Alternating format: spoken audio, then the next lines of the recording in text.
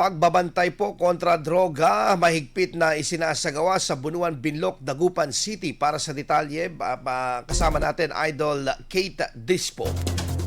104.7 IFM Report.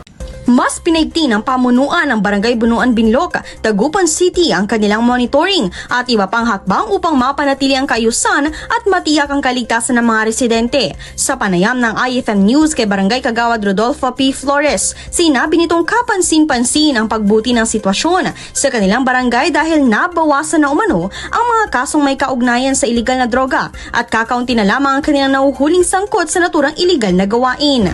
Maraming improvement sa drugs. Dati na talagang medyo nagka-problema kami, kaya ginagawa rin namin ang aming makakaya.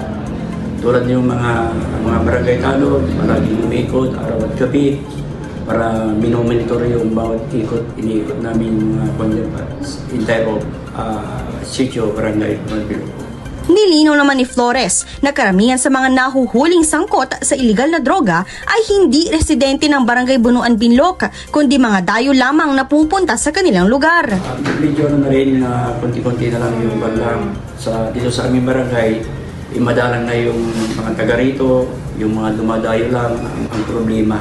Ayon pa sa opisyal, patuloy na ipinatutupad ng barangay ang iba't ibang programa at hakbang na naglalayong maiwasan ang paglaganap ng iligal na droga. Umaasa rin silang tuluyang mababawasan at mawawala ang mga kaso ng droga sa kanilang komunidad sa pamamagitan ng patuloy na pagkikipagtulungan ng mga residente at ng mga kinauukulang ahensya.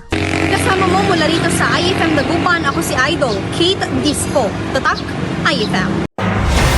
IFM News. IFM News. IFM.